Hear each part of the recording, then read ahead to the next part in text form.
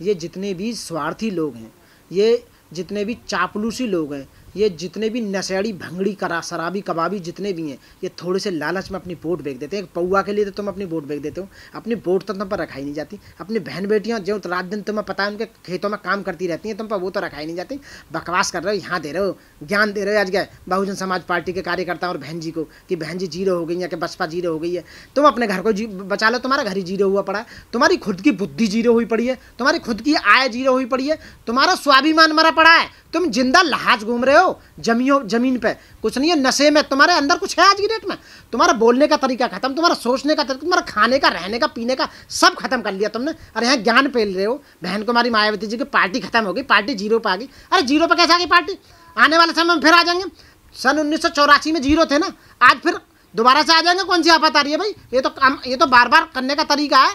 यदि हम गठबंधन में होते तो शायद अभी 16-17 सीट ले आते, तो दोबारा गठबंधन में जाने में जोर पड़ रहा है, हम दोबारा चले जाएंगे गठबंधन में। हमें तो प्रधानमंत्री बनाने तक के वो आए थे ऑफर, जो राहुल जी की जो मदर हैं सोनिया गांधी जी, उन्होंने ऑफर बहन जी तक को दिया, हम तुम्हें प्रधानमंत्री बनाएंगे, उसका अलायंस में तुम आ जाओ। तो बहन जी का अपना अपना तरीका है काम करने का। 4 दिन में ज्ञान फैलने लग गए कि ये होगा वो होगा, दुनिया भर की कहानी। एक मिनट में कभी कमजोर हो गए। साथ छोड़ने वाले कायरों हैं, गरीब आदमियों, मजदूरों, तुम्हें तमीज़ है नहीं बात करने की। कैसे बात करते हैं, अबाल बवाल कबाल बोलते रहते हो कि हाँ कि नहीं कमजोर हो गई पार्टी, कमजोर। तुम्हारे हिसाब तुमने कौन सा एलजबरा का सूत्र लगाया, कौन सा गणित और कौन सा ज्योतिषी के हिसाब से बता रहे हो कि पार्टी खत्म होगी? कितनी वोट है? 9% वोट पे होने के बाद भी पार्टी खत्म होगी? पार्टी उस दिन खत्म होगी ज़्यादा जीरो हो जाएगी, जब वोट भी ना आने की है। बकवास करते रहते हो हम का पार्टी खत्म होगी, पार्टी खत्म होगी। अरे तुम जैसे लालची, तुम जैसे खुद घर जाओ नहीं तो पार्टी कमजोर करिए, जो करिए टूट टूट कर जा रहे हो, एक एक पौवा में आधा एक एक बोतल में अपनी वोट बेच रहे हो। वकील साहब, आप बहुत वकालत करते थे बीएसपी की, बीएसपी जीरो हो गई है। 40 साल में जो साम्राज्य खड़ा हुआ था दलित राजनीति का, वो जमीन पर आ गया। क्या कहना चाहोगे? साथियों, सबसे पहले मेरा क्रांतिकारी जय भीम, जय नीली क्रांति। साथियों, मैं जो आप कह रहे हैं ना कि वकालत करते थे, मैं आज भी वकालत कर रहा हूँ और मैं करता रहूँगा और करता आया हूँ बीएसपी की। बीएसपी पार्टी ख़त्म नहीं हुई है। ये सीट नहीं आना और पार्टी को ख़त्म होना दो अलग अलग वक्तव्य हैं। आपने अभी बोला कि बीएसपी ख़त्म कैसे होगी? बीएसपी की एक एक सीट पर 2-2 लाख, 2.25 लाख भी वोट आई हैं। नोएडा की सीट जो है जिसमें मैं वोट दे के आया था, ग्रेटर नोएडा, जो यहाँ से स्टार्ट हो, 2.5 लाख वोट आया है राजेंद्र सिंह सोलंकी को। एक वोट पर 2.5 लाख वोट आना, क्या ये कह सकते हो आपकी बसपा खत्म होगी? ये बसपा कभी खत्म नहीं होगी, पार्टी कभी खत्म नहीं होती हैं। आप देखिए कांग्रेस कहाँ 40 पर समट गई थी और कहाँ अब 99 पर पहुँच गई है। पार्टियाँ ये जीत और हार चुनाव में लगी रहती है। तो यदि हमारी पार्टी गठबंधन, यदि बहुजन समाज पार्टी गठबंधन का हिस्सा होती तो पिछली बार गठबंधन में ही आकर 10 सीट लेके गई थी, तो शायद अब की बार जो 37 सीट अखिलेश यादव जो लेके गए हैं, शायद उनमें आधी से ज़्यादा सीट हमारी होती यदि गठबंधन का हिस्सा होते। तो ये कमी रही है पार्टियों की कुछ कि भाई हम गठबंधन में नहीं। अब वो क्या रही है वो तो अब बहन जी जानती हैं या पार्टी के शीर्ष नेता जानते हैं कि गठबंधन का हिस्सा क्यों नहीं बने, क्या मजबूरी रही। इसलिए गठबंधन में नहीं आना, उसका नुकसान हमें हुआ है। इसलिए पार्टी खत्म नहीं होगी कभी भी। क्या क्या कारण हो सकते हैं जो आज बीएसपी जीरो पे हुई? मैं जीरो, फिर वो जीरो पे कैसे होगी? सीट आने पे जीरो पे, सांसद नहीं है एक भी, कोई बात नहीं, तो लेकिन वोट बैंक तो हमारा है आज भी। 9 से 10% उत्तर प्रदेश में वोट बैंक है नहीं आज भी, बताइए आप, सारी सीटों पर। और 16 सीटों पर हम ऐसे जगह आए हैं, अभी एनालिसिस जो आया कि 16 सीटों हम निकाल सकते थे यदि हम गठबंधन में होते। तो इसका मतलब है कि जो 37 सीट जो अखिलेश यादव जी लेके गए, 17 सीट हमारी होती कम से कम उसमें। तो एक कारण तो ये रहा कि हम गठबंधन का हिस्सा नहीं बने। अब उसका क्या रीज़न रहा वो मैंने बता ही दिया है, क्या कमी रही है। दूसरा ये रहा कि जनता का जो विश्वास है, जो मनुवादी पार्टियां हैं, हमें बदनाम करने की जो साजिश ये रही कि लोगों का ये कहना कि Bahujan Samaj party indirectly BJP को सपोर्ट कर रही है अंदर खाने, क्योंकि अपने टिकट जहाँ खड़े करे हैं, जहाँ लोग अपने खड़े करें, वहाँ इनडायरेक्टली वोट कट रही हैं और वो जो है फ़ायदा उसको पहुँचेगा बीजेपी को। एक दूसरा रीज़न ये भी रहा। और तीसरा जो सबसे बड़ा रीज़न ये रहा कि हमारे जो नक्कारा जो कार्यकर्ता अपना आपको शीर्ष जो नेता बने बैठे हैं, जो पदों पर बैठे हुए हैं, जो प्रभारी बने हुए हैं, जो अध्यक्ष बने हुए हैं, इन्होंने काम नहीं किया, जनता के बीच नहीं गए, डोर टू डोर नहीं गए, इन्होंने जनता से कोई भी संबंध नहीं साधा, डायरेक्ट इन्होंने कुछ भी मेहनत नहीं की, जिस वजह से हमारा वोट कट गया। और रूमर, चौथा रूमर रहा ये कि बीएसपी कमज़ोर हो रही है और बीएसपी बीजेपी को सपोर्ट कर रही है और बीएसपी ने काम करना बंद कर दिया है। ये झूठे जो रूमर मनुवादी पार्टियों ने फैलाए, इस वजह से भी हमारा वोट बैंक कम हुआ।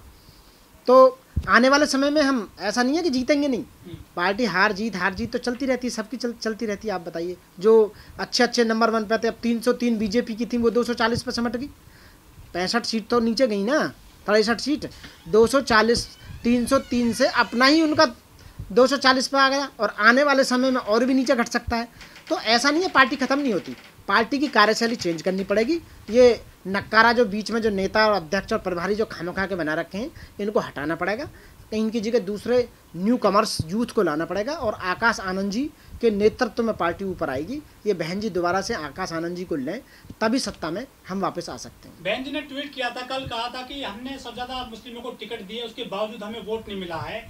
हाँ, बिल्कुल सही कहा बहन जी ने बिल्कुल सही कहा। यदि उनके हिसाब से जिस हिसाब से, जिस स्ट्रेटजी के अनुसार उन्होंने मुस्लिम को वोट दिया, मुस्लिम को टिकट दिया, तो उनके अनुपात में, जनसंख्या के अनुपात में मुस्लिमों ने अखिलेश यादव को शिफ्ट कर दिया वोट। उन्होंने नहीं दिया, क्योंकि मुस्लिम का ये आइडियोलॉजी बनी हुई है कि जो बीजेपी को हराएगा हम उसके साथ जाएंगे। तो शायद ऐसा हो सकता है कि मुस्लिम को लगा हो कि कहीं बहुजन समाज पार्टी नहीं हरा पा रही हो, सीट नहीं ले पा रही हो, तो इसलिए पता चली कि अलायंस के साथ ही चले गए लोग, अलायंस के साथ ही। बीजेपी की बीटी, और मैं यहाँ तक भी कहूँगा कुछ एससी जो लोग हैं, दलित लोग हैं, वो भी अलायंस के साथ चले गए, उन्होंने भी दी हैं। तो ये कारण रहा है। तो आगे चल कर सुधार किया जाएगा। ऐसा थोड़ी है कि पार्टी ऐसी ही रहेगी, पार्टी ऐसी नहीं रहेगी। पार्टी में अच्छे कार्यकर्ता भी हैं, अच्छे लोग भी हैं, शुभचिंतक भी हैं, अच्छे वक्ता भी हैं, अच्छे सपोर्टर भी हैं, और अच्छे बोलने वाले भी हैं हम जैसे।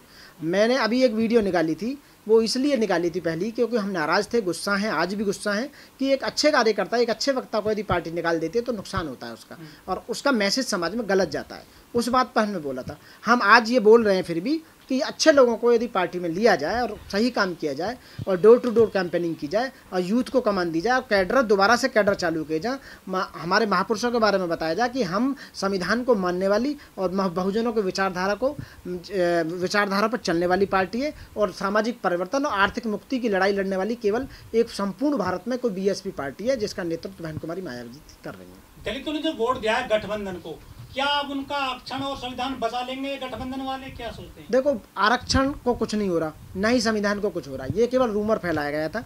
बीजेपी को हराने का काम या बीजेपी को कम वोट करने का काम केवल नंबर 1 यही रहा है कि ये संविधान को बदल देंगे। लेकिन देखा जाए तो सबसे ज़्यादा संविधान को बदला किसने? कांग्रेस ने बदला है। बीजेपी ने इतना संविधान को, आप अमेंडमेंट देखिए, एक पहला जो अमेंडमेंट बीजेपी ने किया था, एनजेपी यानी नेशनल जुडिशियल अपॉइंटमेंट कमीशन, जो जजों की जो भर्ती होगी हाईकोर्ट सुप्रीम कोर्ट में, वो उसके द्वारा होगी। 124 से संविधान में उन्होंने किया था अमेंडमेंट करके, लेकिन उस पर सुप्रीम कोर्ट ने नल एंड वॉइड कर दिया। आप बताइए, वो तो हमारे फेवर का अमेंडमेंट था, तो गुमराह किया गया था दलित वोटर? बिल्कुल, यानी कि लोग, अच्छा, शिक्षित लोगों को जल्दी गुमराह किया जा सकता है, जिन्हें संविधान नहीं पढ़ा, जिन्हें ये नहीं पता कि संविधान को कैसे बदला जाएगा, कैसे अमेंडमेंट किया जाएगा, और कौन पार्टी फेवर की और कौन पार्टी फेवर की बात नहीं कर रही है। लेकिन ये केवल तो संविधान लिए घूम रहे हैं, बाबा साहब की तस्वीर लिए घूम रहे हैं। हाँ, ये चमकता जो दिखाई दे रहा है, तो चमक में लोग आ गए, लोग इस बहकावे में आ गए, इसलिए इस तरह से उनको लोगों ने वोट किया है। सच्चाई ये है कि वास्तव में यदि कोई पार्टी काम कर रही है, विचारधारा पर काम कर रही है, महापुरुषों की पर, यदि संविधान को इम्प्लीमेंट करने का काम कर रही है, तो वो केवल बहुजन समाज पार्टी है। और आप वो देख भी चुके हैं, जो बहन कुमारी मायावती जब मुख्यमंत्री थी 2007 से 2012 तक उत्तर प्रदेश में, तो उनका राज देख चुके हैं, किन किन लोगों को फ़ायदा हुआ था उसमें, और क्या क्या लोग बने थे। जितने भी वो धार्मिक या पार्क बने थे, या जितने भी यूनिवर्सिटी बनी थी, जितने इंस्टीट्यूट बने थे, एजुकेशनल इंस्टीट्यूट बने थे, जिन जिन लोगों को फ़ायदा हुआ, आप अच्छी तरह जानते हैं, कितने पट्टे दिए थे, कितनी सरकारी नौकरी दी थी। तो मैं कह रहा हूँ कि बहन जी ने ये साबित करके दिखाया था कि उनके बराबर कोई काम नहीं कर सकता। यदि उन्हें मौका मिलता है तो वो अवश्य करेंगी। और आज तक आप देखिए, आज तक केवल बीएसपी के सिवा कोई और पार्टी हो एससीओ की जो बहुजनों का फेवर कर रही हो, जो एससीओ का फेवर कर रही हो, ऐसी कोई पार्टी है ही नहीं अभी तक। केवल एक यही है, और उसी के राष्ट्रीय अध्यक्ष बहन जी हैं। अब गलत रूमर लोग फैला रहे हैं, आप समझ नहीं, पढ़ो जरा। अब मैं ये बात कर रहा हूँ तो मुझे ही लोग कहेंगे कि कल परसों तो ऐसे बोल रहे, तब ऐसे बोल रहे हैं। हम पार्टी से अलग नहीं है, हम बहन जी के हार के साथ भी हैं और बहन जी के जीत के साथ भी हैं। लेकिन बसपा से जो नेता टूट टूट कर गए, वो डिप्टी सीएम तक बन गए, केंद्रीय मंत्री बन गए, वो तो अपने नेता को निकालती क्यों जल्दी? वो अपने पर्सनल स्वार्थ के लिए गए हुए हैं। बहन जी निकालती क्या है, इस बात पर चर्चा हमने कितनी बार की। हमारा मैसेज यदि बहन कुमारी मायावती जी हमारी वीडियो देख रही हो, तो हम उनसे रिक्वेस्ट करेंगे कि इस बात पर जोर दें कि वो अच्छे वक्ता हैं, अच्छे कार्यकर्ता हैं, उन्हें ना निकालें टीम से। यदि वो निकल जाएंगे तो हमारी जो पार्टी है वो कमज़ोर होती रहेगी। वो घने लोगों को जोड़ने का काम करते हैं साथ। यूपी के दलित कह रहे हैं कि बहन जी ने पार्टी को धड़ाम कर दिया है, बेच दिया है, बीजेपी की बी टीम बन गई है। कौन से दलित कह रहे हैं? यूपी के जिन्होंने वोट गठबंधन को दिया जो है। एक एक सीट पर 2-2 लाख वोट जो आएंगे, क्या वो कह रहे हैं? एक एक सीट पे 1-1 लाख जो वोट आएंगे, क्या वो कह रहे हैं? 25-25, 50-50 हज़ार वोट आएंगे क्या? जो 9% वोटर जो बीएसपी का उत्तर प्रदेश में है, 9 से 10%, क्या वो कह रहा है कि पार्टी को धराम कर दिया है? कौन कह रहा है? वो लोग कह रहे हैं जो हमारा अपोज में बात कर रहे हैं, जो हमारे अपोजिशन में बैठे हुए हैं, जो हमें बर्बाद करना चाहते हैं, जो हमें मिसगाइड करना चाहते हैं, जो समाज को मिसगाइड करना चाहते हैं। और पार्टी का भी ख़त्म होती है क्या? बहुजन समाज पार्टी का स्ट्रक्चर कितना बड़ा है, कितना बड़ा, मतलब पूरे कितने राज्यों में और कितने ज़िलों में उसका स्ट्रक्चर बिछा हुआ है और कितने नेता हैं। यदि बहन जी एक आह्वान कर दें तो सारे नेता 1 मिनट में आ जाएंगे। लोग कहते हैं बहन जी सड़क पर नहीं आती है, ना किसी गरीब गुरबा से मिलती है, हर ना पार्टी पीड़ितों से मिलती है। हर पार्टी का काम करने का तरीका अपना अलग है। हर पार्टी का काम करने का तरीका अलग है। बहन जी रोड पर नहीं आएंगी या आती हैं, वो उनका अपना मतलब पार्टी में जो कार्यशैली है उसके हिसाब से काम करते हैं। यदि रोड पर आएंगी तो FIR होंगी, पुलिस FIR करेगी, नौजवानों की ज़िंदगी खराब होगी। आप बताइए, जिन पार्टियों ने रोड पर जाकर ये इस तरह की एक्टिविटी की हैं उनमें FIR दर्ज हुई हैं। और जवान आज जितने भी नौजवान हैं कोर्ट के चक्कर काट रहे हैं, लाइफ खराब हो गई, सरकारी नौकरी तक नहीं मिली। और वो आज आप देख रहे हैं राष्ट्रीय पार्टी दर्जा रहेगा बीएसपी का? क्या बिल्कुल रहेगा, क्यों नहीं रहेगा? राष्ट्रीय पार्टी घट गया, सांसद नहीं है, आपके विधायक नहीं है ना, तो एक बार में थोड़ी हट जाएगा। अभी तो लोकसभा, राज्यसभा, उसका विधानसभा चुनाव आ रहा 2027 में, उत्तर प्रदेश का, दिल्ली का।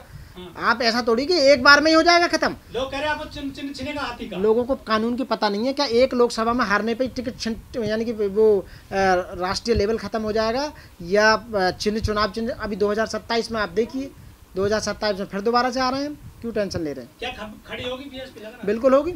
हम जैसे, आप जैसे यदि लगे हुए हैं, सच्चे समर्थक लगे हुए हैं, सच्चे वोटर हैं, जो इतने सारे वोटर हैं, 9% वोटर है, तो खड़ी क्यों नहीं होगी भाई?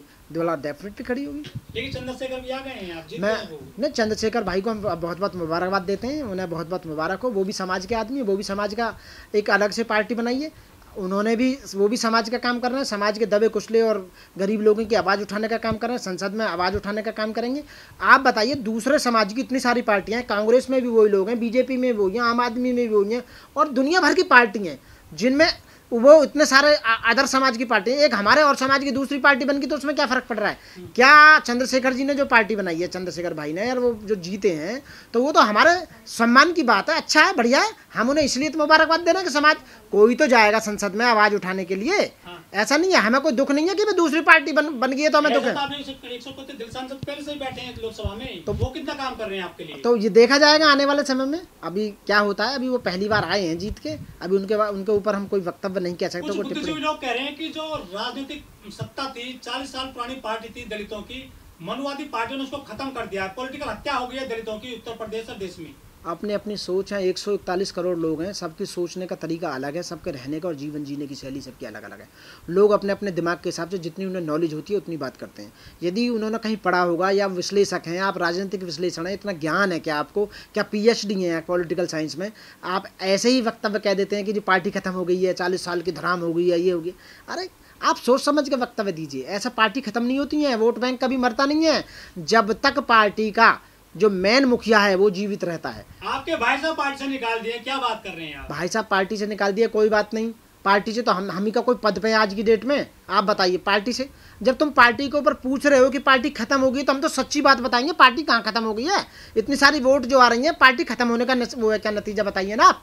हैं, भाई को निकाल दिया, कोई बात नहीं, वो अपनी अलग जगह लड़ाई है, हमारी वो अलग है। वो जिस पद से हटा दिए, तो क्या पार्टी के नहीं बोलने पर हमें मना कर देंगे वो, या सच बात को बताने से मना कर देंगे? वो तो कुछ नकारा लोग हैं जो अपना वर्चस्व कायम रखने के लिए हमारे भाई को शिकार बनाया गया। उन्हें जो इस बात का पॉलिटिकल उन्हें डर था कि ये कितना इंटेलिजेंट आदमी, इतना अच्छा वक्ता, यदि ऊपर आ गया तो हम तो नीचे हो जाएंगे।